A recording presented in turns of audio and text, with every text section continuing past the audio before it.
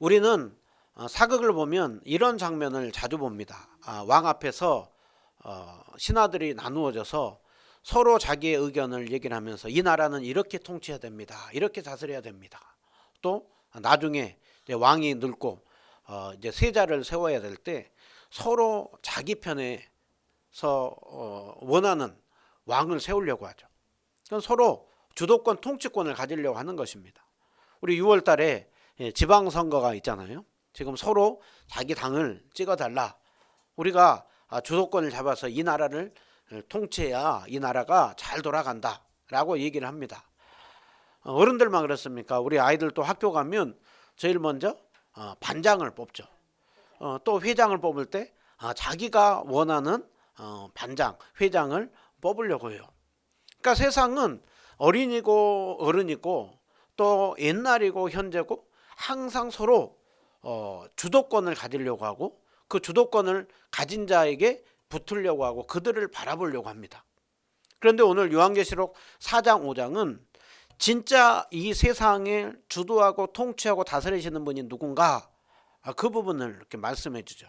우리는 지난주에 보좌에 앉으신 하나님께서 통치한다. 그 주님이 창조하시고 주님 뜻대로 다스려 간다라는 것을 보았습니다. 오늘 5장은 주님께서 창조하고 통치한 그 세상, 주님께서 그 계획한 뜻들을 그 마지막에 누가 붙들고 있고 세상 마지막의 끝을 누가 그 모든 것을 끝을 낼 것인가, 그 부분에 대해서 오늘 5장에서 말씀합니다. 정말 우리의 진정한 통치자가 누구인가 그 부분을 확인하고 안심하고 힘을 얻고 소망을 갖고 정말 또 은혜 받고 도전받는 시간 되기를 주님의 이름으로 축원드립니다. 우리는 지난주에 보좌에 앉으신 하나님, 4장에서 사도 요한이 제일 먼저 본 것이 보좌, 그리고 보좌에 앉으신 하나님, 보좌에 앉으신 하나님이 이 세상을 창조하셨고 통치하고 있다, 그것을 보았습니다. 5장에서는 사도 요한이 제일 먼저 주목해서 보이는 것이 무엇이냐, 바로 보좌에 앉으신 하나님의 오른손에 두루마리를 붙들고 있다는. 여러분, 저거는 환상이에요. 천국이 제대로 생겼다 그거 아닙니다. 하나님은 영적인 분이세요. 하나님은 오른편 왼편이 없고 손이 없어요. 하나님은 전지전능한 분이세요. 그런데 사도 요한에게 환상 중에 보여주는 것입니다. 오른손으로 두루마리를 붙들고 있다. 여러분, 오른손은 어떤 의미를 가지고 있습니까? 권세와 능력을 상징하는 것이죠. 권세와 능력을 가지고 계신 그 주님께서 두루마리를 붙들고 있다라는 거예요.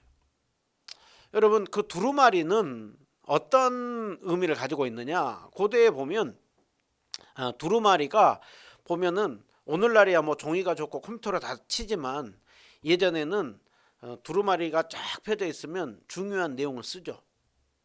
그런데 그 내용이 굉장히 중요하고 아무나 보면 안 된다, 비밀 문서다, 그러면은 두루마리를 쓴 다음에 돌돌돌돌 마른 다음에 거기를 이렇게 초로해서 이제 녹여서 함부로 떼지 못하게 합니다.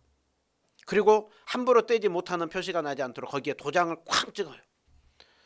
그래서 이거는 꼭 자격이 있는 사람만 뗄 수가 있는 거예요.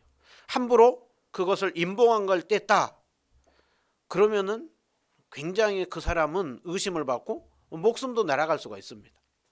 그런데 지금 하나님께서 두루마리를 취했는데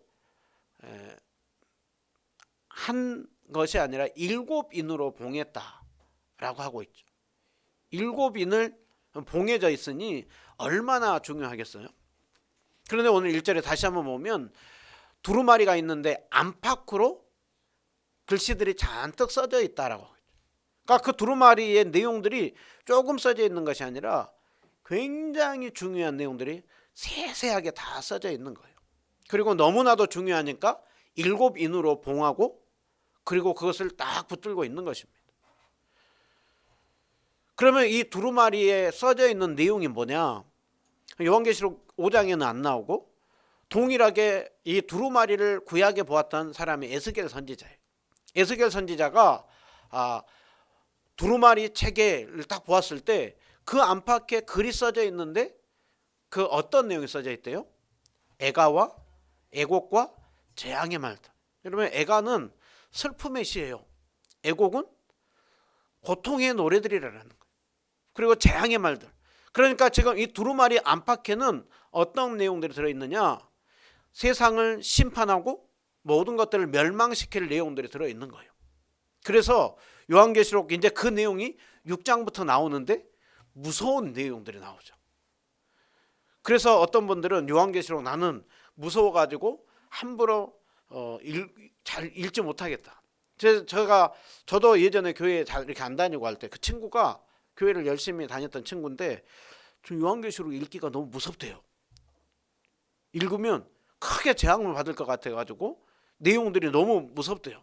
그 당시에 저는 뭐 성경을 잘 몰랐으니까 그런가 보다 했는데, 여러분 여기서 말하고 있는 재앙과 심판은 하나님을 대적하는 자들 향한 재앙과 심판이에요.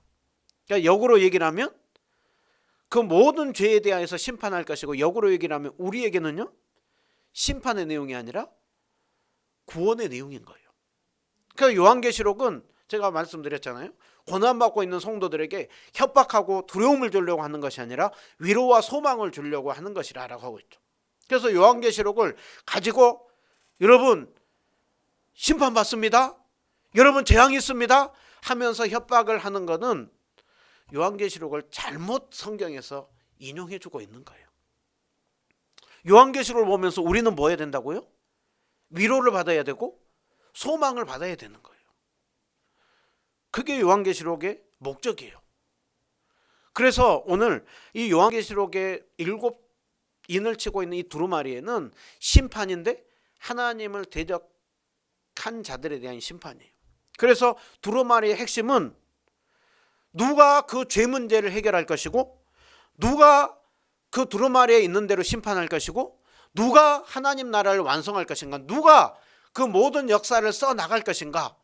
두루마리를 받으면 그것을 가지고 세상 역사를 써나갈 수가 있는 거예요. 마치 우리가 재판장에 가면 재판장에서 가장 중요한 곳이 어디예요? 판사석이죠.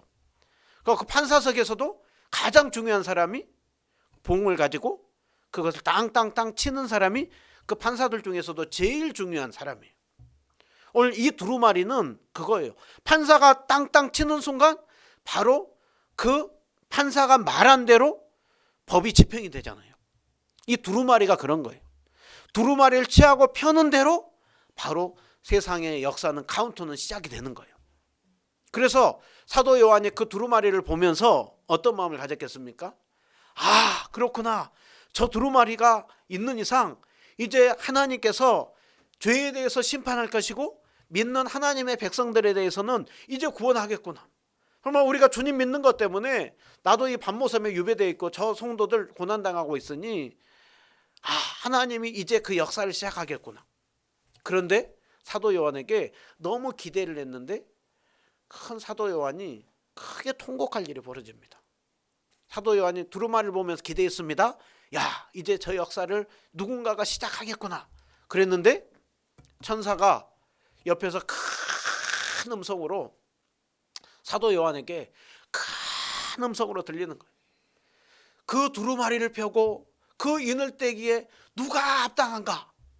누가 저 두루마리를 취해서 그것을 가지고 세상 모든 역사를 펼쳐나갈 수 있겠는가?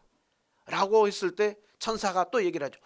하늘과 땅 아래 아무도 그 두루마리를 펼 자가 없도다.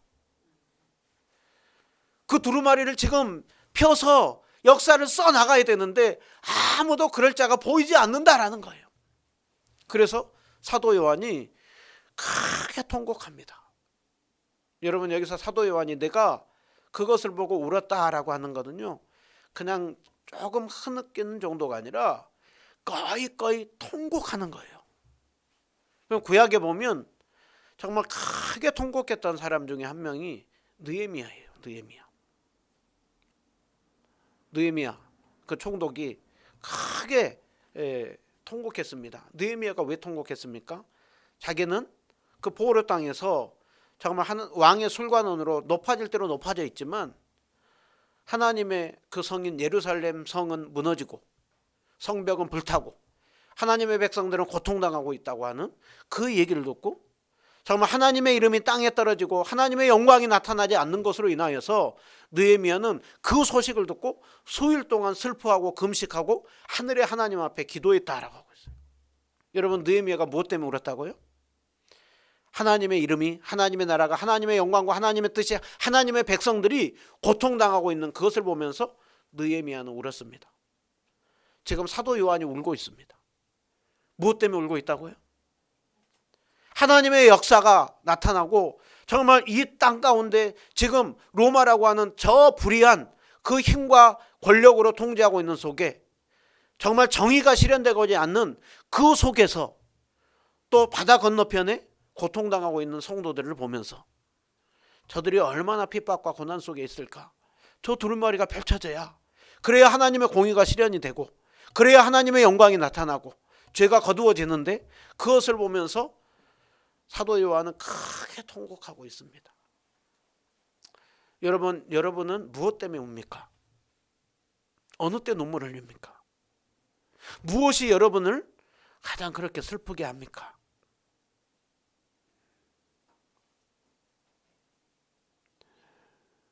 오늘 우리는 한번 점검해 봐야 됩니다. 여러분, 이 시대가 어떤 시대입니까? 영적인 눈을 열어서 보면 이 시대가 우리가 마냥 즐거워하고 안심하고 기뻐하고 찬양하고 그러할 때인가? 우리 자신의 삶이 얼마나 울고 슬퍼하는데, 그 울고 슬픔이 하나님의 이름, 하나님의 나라, 하나님의 뜻이 이루어지지 않아서 하나님의 나라와 의를 구하라고 하고 있는데, 그로 인하여서 애통해하고 있습니까? 한국교회 안에 예전에는 많은 눈물이 있었습니다. 하나님, 이 나라를 불쌍히 여겨주십시오. 하나님, 우리를 불쌍히 여겨주십시오. 지금 사도 요한의 눈물은 단순한 개인의 눈물이 아닙니다. 하나님의 역사가 펼쳐져야 되는, 하나님의 백성들이 고통당하고 있는 그 속에서 흘리고 있는 눈물입니다. 여러분, 그 눈물을 주님은 귀하게 보는 것입니다. 여러분, 우리 자신을 위하여서 흘리는 눈물 귀해요. 정말 눈물 흘리지 않는 게 안타까움이죠. 그런데 그 눈물 속에 하나님의 나라와 하나님의 뜻, 하나님의 영광을 위한 그 눈물이 얼마나 있는가 우리가 돌아봐야 할 것입니다. 사도 요한이 크게 통곡하면서 울고 있을 때 사도 요한에게 놀라운 복음의 소식이 들립니다. 장로 중에 한 사람이 사도 요한에게 울지 마라, 울지 마라. 저 두루마리를 펼 자가 있다. 저 두루마리를 펴고 하나님의 역사를, 정의를, 하나님 나라를 실현할 분이 있다. 그분이 누구냐? 유대 지파의 사자요, 다윗의 뿌리가 이겼다. 그분이 두루마리를 취할 것이고 그분이 7인을 떼고 하나님 역사를 펼쳐나갈 것이다. 여러분, 유대 지파의 사자 다윗의 뿌리 누구입니까? 예수님이죠. 예수님이 이겼습니다. 예수님은 어떤 분이라 라고 하고 있습니까? 장차 이 땅을 구원할 구원자가 오는데 그분은 유다 지파에서 나올 거라고 했어요. 창세기 49장에 보면 유다 지파에서 사자와 같이 정말 강력하고 힘있고 능력 있는 분이 오실 것이라고 했어요. 그분은 이사야서 11장에 보면 다윗의 후손으로 올 것이라고 했어요. 그날에 그 다윗의 후손으로 진정한 메시아가 오면 만민이 그 주님 앞에 엎드릴 것이라고 했어요. 여러분, 예수님이 계십니다. 예수님이 이기셨습니다. 여러분, 그게 우리에게 복음이에요. 오늘날 우리가 교회를 보면, 우리 자신을 보면 너무 연약하고 정말 이 악한 세대 속에서 교회는 너무 힘이 없어 보이고 할 수 있는 것이 별로 없어 보여요. 그러나 오늘 유대 지파 다윗의 뿌리가 이겼다. 주님이 계신다. 여러분, 이게 통곡하고 있던 사도 요한에게 들렸던 복음의 소식입니다. 여러분, 그 소식이 오늘 우리에게 적용돼야 되는 소식입니다.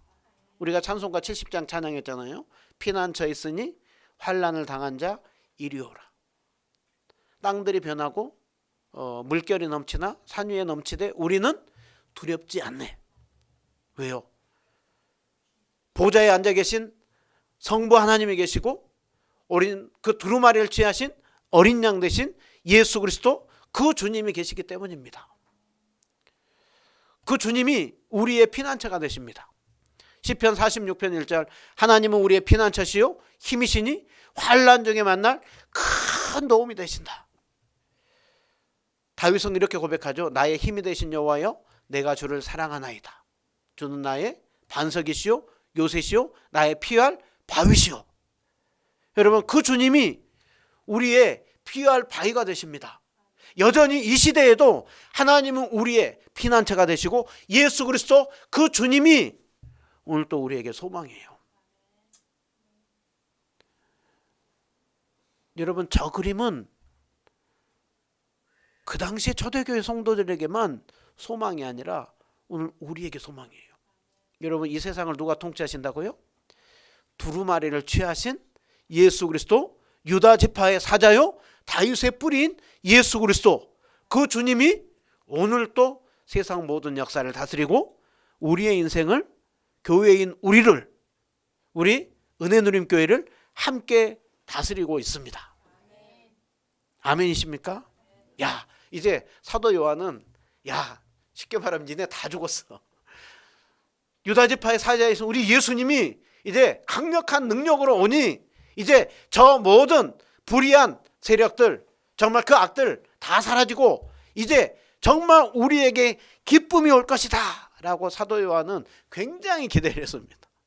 그런데 사도 요한의 전혀 기대와 다른 완전히 다른 반전의 모습이 보여요. 이제 두루마리를 이제 사자이신 예수님이 나와가지고 취해야 되잖아요.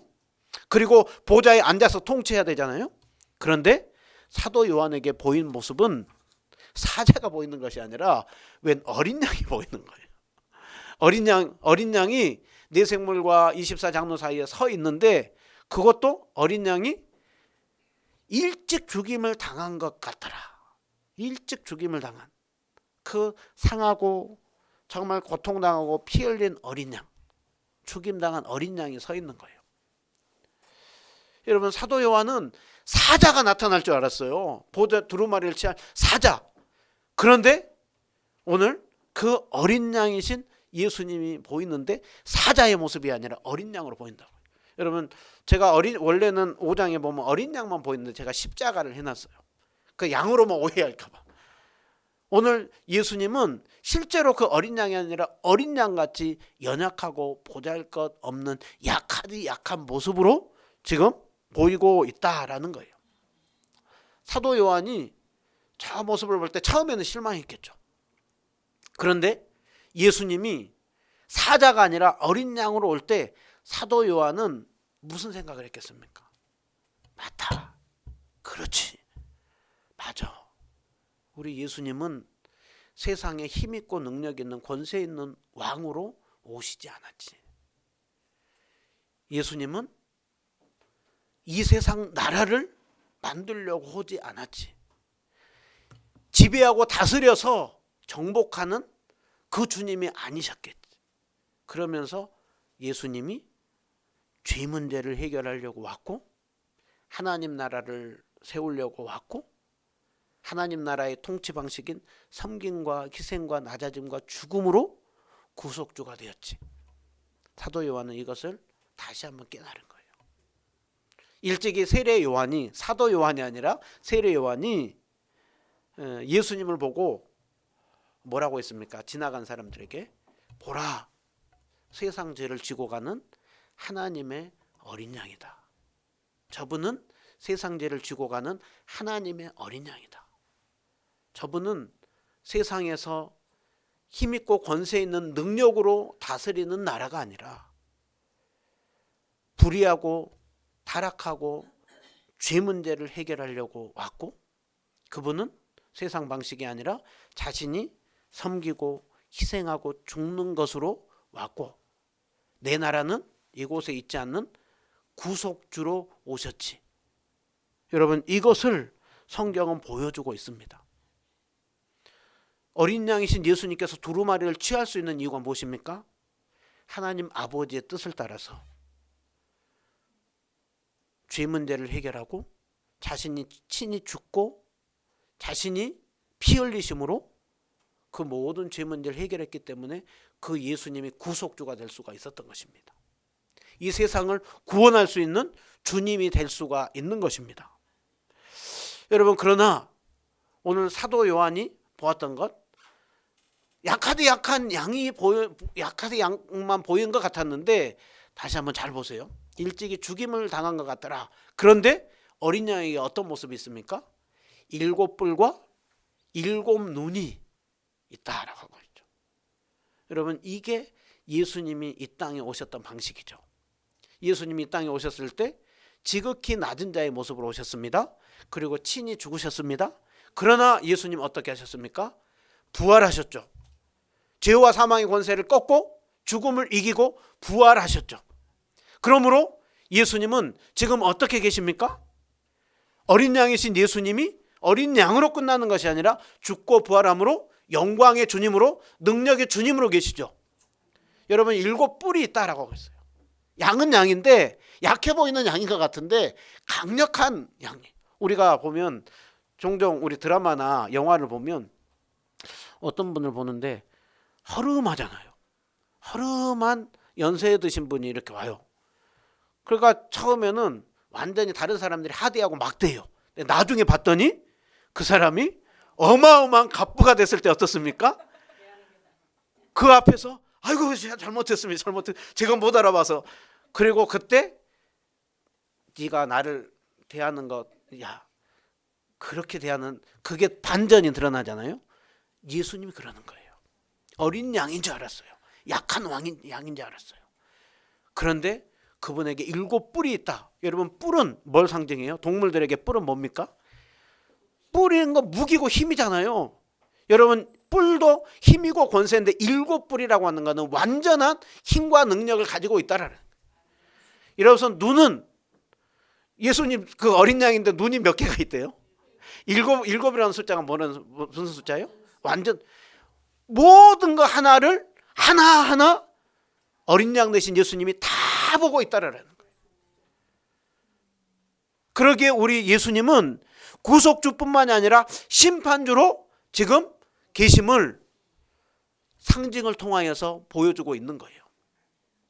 그러기에 두루마리를 취하신 어린 양 예수, 그러나 그 어린 양이신 예수님이 죽고 부활함으로 권세와 능력을 가지고 계신 예수님이 두루마리를 취하신 거예요. 여러분, 이 말씀이 얼마나 참 위로가 되는지. 사도 요한이 이 그림을 보면서 무슨 생각이 들었겠습니까? 맞구나. 당장 내 억울함, 내 힘듦, 아픔 당장 해결해 주지 않아도 우리 주님이 주님의 지혜와 능력으로 때에 맞추어서 우리를 이끌고 인도해 줄 것이고 마지막 그 심판을 이루어 갈 것이구나. 여러분, 그 사실 믿어지는 거예요. 제가 이번 주에 젊은 목사님 2분을 이렇게 만났어요. 잘 그렇게 가깝지는 않는 젊은 목사님 2분을 만났는데 따로따로 만났어요. 그런데 그 2분이 하나같이 얘기를 하는 게, 아유, 목사님 너무 존경스럽다고. 그러면서 개척한 목사님, 이 시대에 개척한 목사님을 보면 너무 존경스럽다고. 2분이 무슨 약속이라도 한 듯이 그렇게 얘기를 해요. 저는 그 얘기를 들으면서 참 얼마나 참 위로가 되고 힘이 되는지. 야, 그것을 보면서도 그분들도 이렇게 이 모습을 보면서 귀하게 여기는데 우리 주님께서 이렇게 믿음으로 어쨌든 하려고 하는 이 모습을 다 보고 있겠구나. 그 주님이 다 보고 있구나. 그것을 보면서 위로가 되는 거예요. 여러분, 개척으로 결정한 저만 그렇습니까? 목사만 그렇습니까? 아니요. 우리 성도님들이 이 시대 속에서 어쨌든 믿음을 가지고 살아가려고 하는 것, 보이지 않는 하나님을 바라보며 정말 죽으시고 부활하신 예수님을 믿으면서 믿음으로 걸어가려고 하는 그 길을 우리 주님은 다 보고 있다니까요. 눈이 7개라니까, 7개. 하나도 빼지 않고. 오늘 7눈은 하나님의 7영이라고 있죠. 여러분, 7영은 성령 충만함으로 우리 예수님께 성령 충만함 속에 온 땅의 모든 것들을 다 보고 있다라는 거예요. 이제 남은 거 뭐겠어요? 그 예수님이 남은 거 뭐겠어요? 이제는 그 두루마리를 취하고 그리고서는 그 역사가 쫙 펼쳐나가면 되죠. 대통령으로 얘기하면 취임식이 있는 거예요. 이제 다시 이거를 딱 받는 거죠. 두루마리를 이제 취하고 나면은 뭐가 있습니까? 취임식을 할 때 뭐가 있어요? 선서 딱 하고 대통령으로 딱 되고 나면 그때부터 빵빠레가 막 울리고 축제가 벌어지고 막 와 이제 그 대통령이 다스린다 하면서 막 기대한 사람들 있잖아요. 그게 7절부터 있어요. 7절부터 14절까지는 뭐냐? 두루마리를 취하고 그 다음에 잔치 경배하는 일이에요. 자, 7절에 보시면 어린 양이 나와서 두루마리를 취하시는 거예요. 여러분 이 두루마리를 예수님이 언제 취했습니까? 2000년 전에 사도 요한이 반모섬에서 두루마리를 취하고 보좌에 앉으심을 사도 요한이 본 거예요.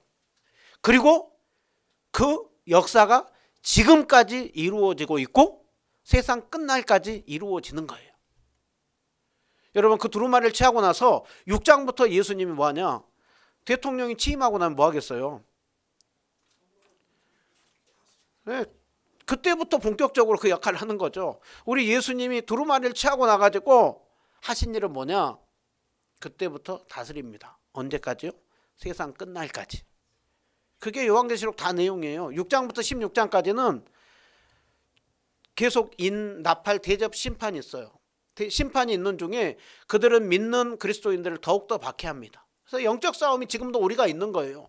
우리가 주님 믿는데 왜 이렇게 싸움이 있느냐? 성경에서 말씀하고 있는 거예요.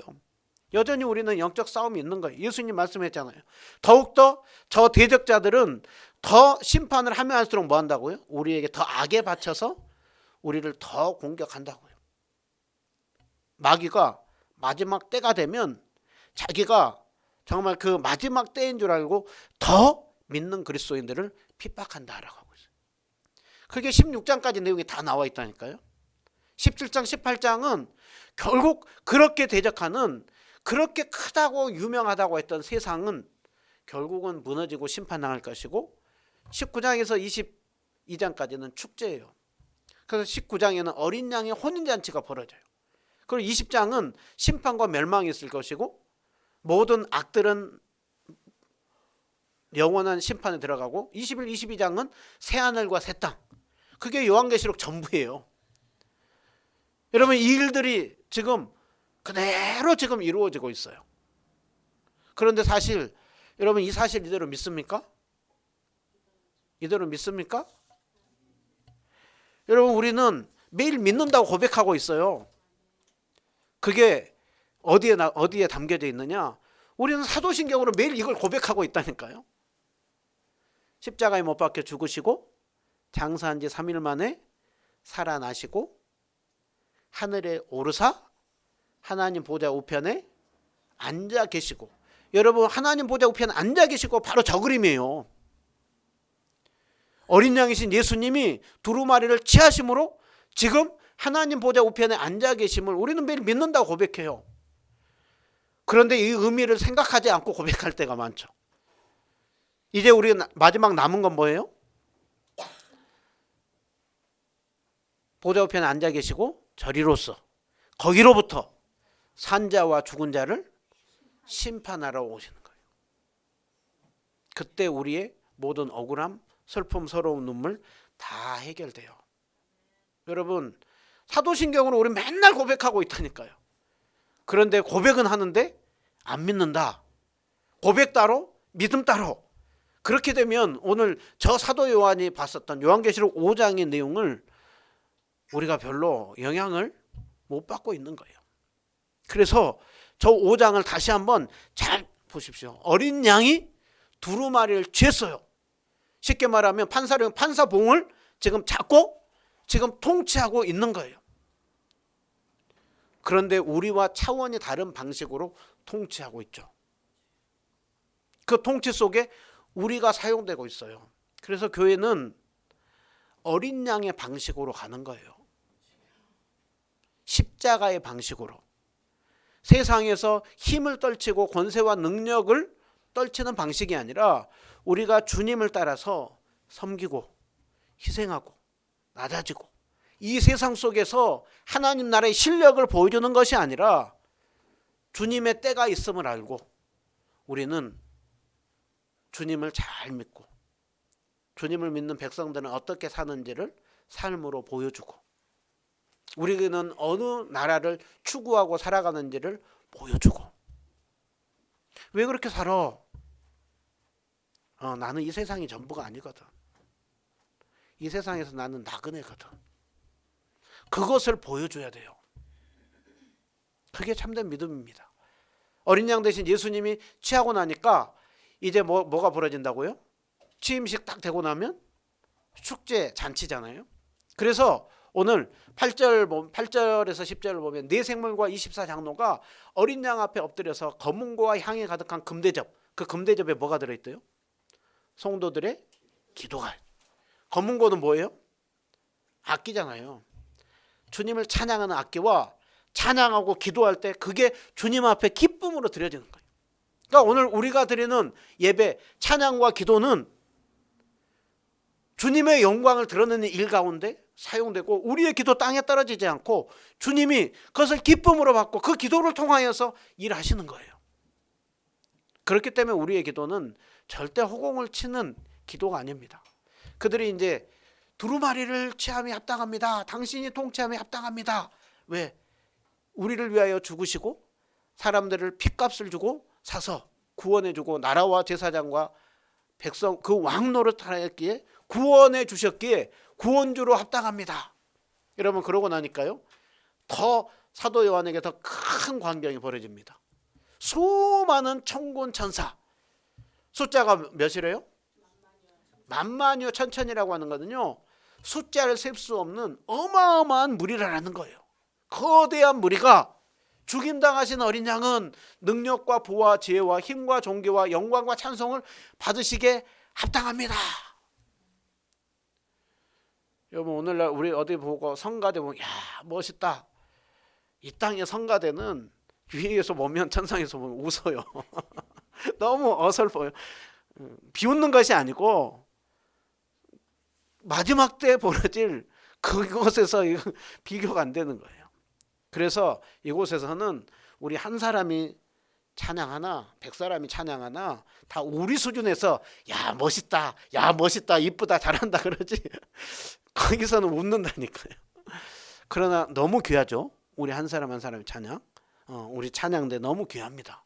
그러나 진정한 찬양 진정한 코러스 그곳에서 벌어집니다. 그러고 났는데 또 이어서 더 확장됩니다. 하늘과 땅과 바다와 그 가운데 모든 피조물이 온 우주가 보좌에 앉으신 하나님과 어린 양 되신 예수님 그분들이 존귀와 찬송과 영광과 권능을 받으시기에 합당합니다. 여러분 이게 사도 요한이 봤던 4장과 5장의 이 그림이에요. 보좌에 앉으신 하나님과 어린 양 되신 예수 그리스도 일곱 등불이신 성령님 삼위일체 그 하나님 중심으로 그 모두가 둘러서 찬양과 경배와 영광을 올려드립니다. 여러분 중요한 것 그들이 왜 이렇게 그 영광을 올려드리느냐 24장로 네 생물이 왜 그분이 합당하다라고 하고 있느냐 예수님께서 핏값을 주고 우리를 하나님 나라 백성이 되게 하고 우리를 제사장이 되게 하고 우리를 왕같은 자로 삼았기 때문이에요. 그래서 베드로도 사도 베드로도 이렇게 고백하잖아요. 우리는 택하신 족속이요 왕같은 제사장이요 거룩한 나라요 하나님의 소유된 백성이라. 여러분 초대교회 성도들이 불렀던 쉽게 말하면 애국가 교가가 있어요. 그게 어디에 나와 있느냐 빌립보서 2장 5절부터 11절을 보면 초대교회 성도들이 모였다 하면 불렀던 찬양이 너희 안에 이 마음을 품으라 그리스도 예수의 마음이니 하면서 그분은 죽기까지 복종했다. 그러나 하나님이 지극히 높여 모든 이름 위에 뛰어난 이름이 되게 했다. 예수 그리스도를 시인하고 하나님께 영광을 돌리게 했다. 바로 이 빌립보서 2장 5절부터 11절의 내용이 바로 이 그림인 거예요. 그러니까 초대교회 성도들은 모였다 하면은 우리는 이 주님을 믿습니다. 우리는 이날을 사모합니다. 우리는 이 믿음을 가지고 살아갑니다. 여러분, 그 고백이 오늘 우리의 고백이 돼야 돼요. 여러분, 이 고백을 들을 때 여러분의 마음에 무슨 생각이 듭니까? 먼저는 안심이 되죠. 주가 통치하니까. 여전히 우리는 약해요. 여전히 이 시대는 참 교회를 향하여서 굉장히 강하게 대적을 해요. 그러나 여러분, 안심하십시오. 주님이 통치하고 있고 주님이 끝낼 것이기 때문에, 그 주님이 우리를 붙들고 있기 때문에 바울이 고백했던 것처럼 사망이나 생명이나 천사들이나 장래들이나 어떤 무엇도 하나님의 사랑에서 우리를 끊을 수 없습니다. 어떤 무엇도 우리를 넘어뜨릴 수 없습니다. 어떤 무엇도 우리를 결코 망하게 하지 않습니다. 그렇기 때문에 오늘 우리는 안심할 수가 있고, 우리는 그러기에 누구에게만 경배하고 엎드리고 의지해야만 되느냐? 성삼위 하나님만을 우리는 붙들고 의지하는 것이죠. 성삼위 하나님만을 우리는 바라보는 것입니다. 그때 또 우리에게는 힘이 나고 소망이 생깁니다. 마지막으로 우리는 이 사실을 아는 이상 어린 양 되신 예수님이 가셨던 그 방식대로 우리는 십자가의 길을 걸어가는 것입니다. 우리는 이 땅에서 바벨탑과 같은 거대한 그 성을 쌓는 그것이 목적이 아닙니다. 이 땅에서 우리가 실력을 기르고 해서 상대방을 제압하고 중세시대처럼 십자군 전쟁을 일으키고 해서 상대방을 죽이고 누르고 그래서 강제로 복종하게 하는 것이 아니라 우리가 낮아지는 거예요. 우리가 좁은 길 걸어가는 것입니다. 우리가 희생하고 우리가 섬기고 우리 예수님이 어린 양으로 사셨던 삶을 걸어가는 것입니다. 여러분, 그 십자가의 길은 어마어마한 거창한 길이 아니라 오늘 또 우리 각자의 주어진 형편 속에서 하나님의 하나님됨을 높이고 나의 주어진 형편 속에서 내가 믿음의 길을 걸어가면 그게 십자가의 길입니다. 오늘 또 그 길을 걸어감으로 안심하고 경배하고 십자가의 길을 걸어감으로 진정한 이 5장의 그림을 날마다 누리며 살아가는 우리 모든 성도님들 되시기를 주님의 이름으로 축원드립니다.